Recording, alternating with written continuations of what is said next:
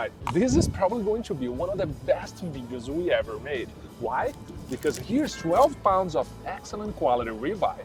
But not only that, we paid $9.99 a pound. That's probably one of the best deals on ribeye that you can get out there. But this thing is also pasture-raised, grass-fed from New Zealand. So we cooked this once before, but now we're gonna cook it again together.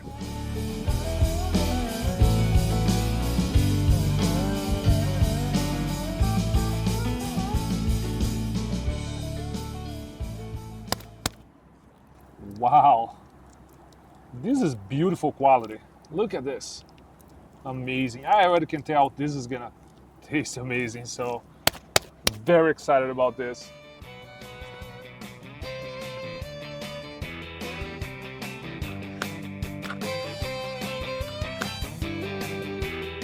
So what I'm gonna do is I'm gonna make the lines so I know exactly where to cut. So let's do that.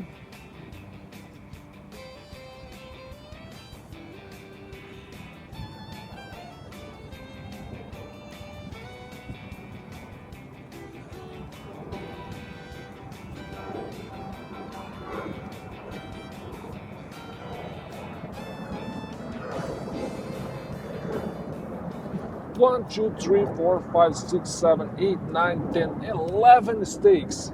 So let's go ahead and cut it.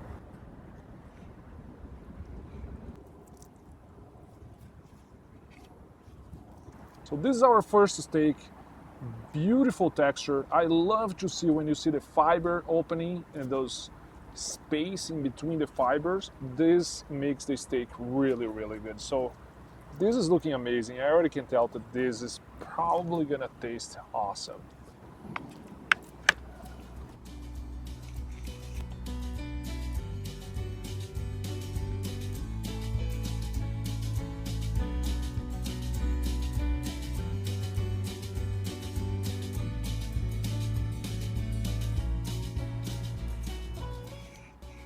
And there it is, our 11 steaks ready to go.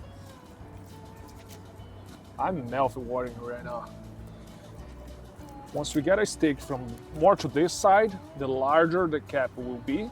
And as we go to this side over here, the smaller the cap. This is actually the cap on this side, only this little corner here. While here, we're having this giant monster cap. And this is amazing. This is gonna make our steaks really, really juicy and tender.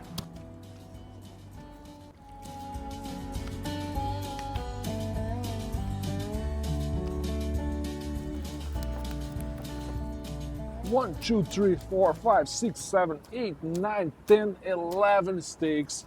This is beautiful. I love the texture. It's looking really high quality. Even though it's grass-fed, I can still tell that we have some decent marbling, a good amount of fat. So this should cook really, really well.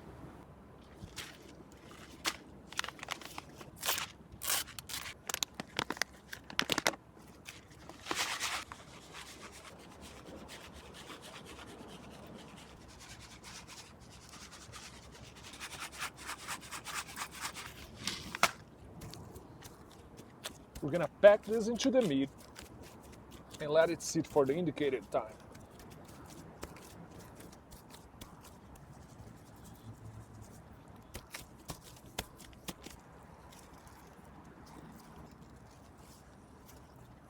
And now we're gonna apply a salt layer on the other side as well.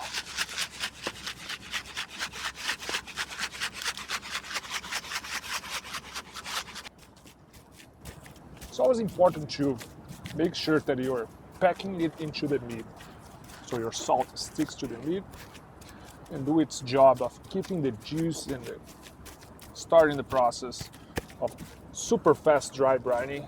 We're gonna let it sit for approximately 25 minutes as the package told us to. And then all the salt's gonna be removed. So now what we're gonna do is we want the sides of our steaks also covered on sides. So we're gonna flip them sideways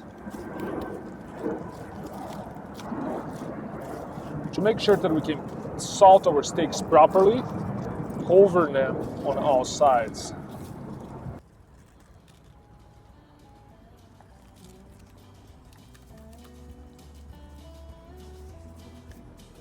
And this is what is going to guarantee that our dry brining works properly. I'm gonna flip them around one last time. And this is actually pretty good layer of salt because we just got the extra salt that was sitting on the board. That's it. Now we're gonna let it sit for 30 minutes, 25 to 30 minutes as the package told us to, and then we're gonna bring it to the grill.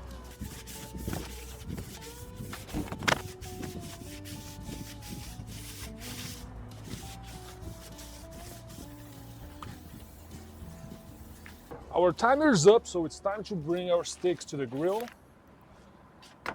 Beautiful.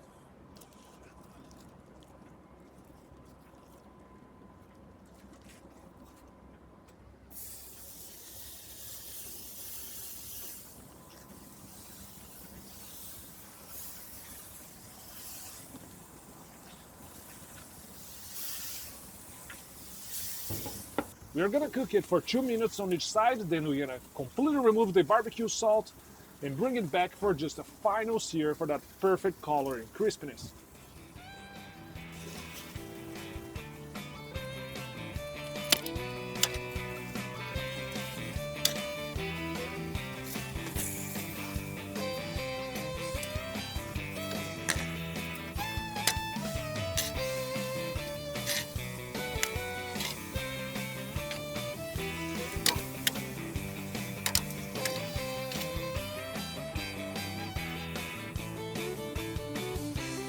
So we cooked for 2 minutes on each side, and now we are going to completely remove the excessive amount of salt. So we're gonna shake it.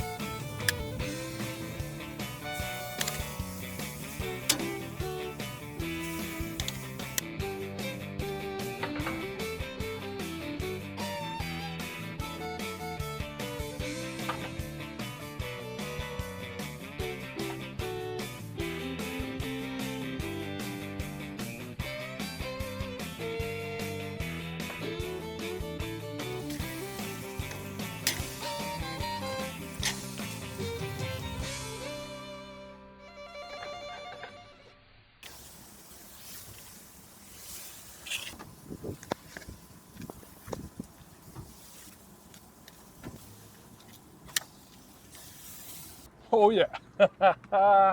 Wow, that is a lot of meat. Woo! Can't wait to eat all this.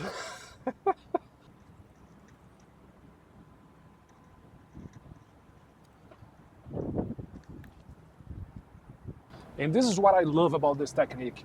We used nothing but salt. Look at this.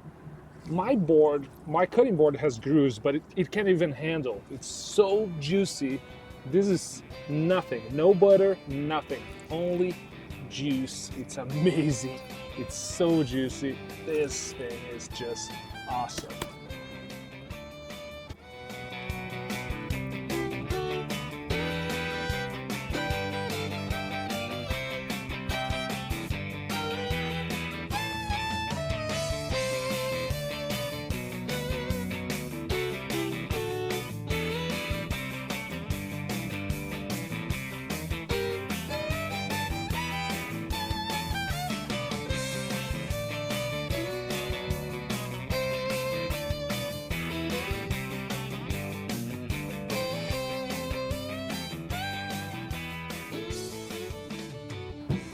All right, so we got 11 steaks, extremely juicy. Unfortunately, we lost some of the juice. The cutting board couldn't even keep up with the amount of juice we had.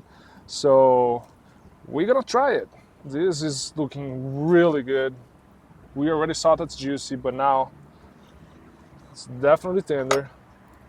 Let's finally try it. Hmm. I wouldn't expect anything different. Flavor is amazing, texture is amazing, just like every other ribeye. I would say it's couldn't even compare with a prime ribeye if it wasn't for the amount of marbling.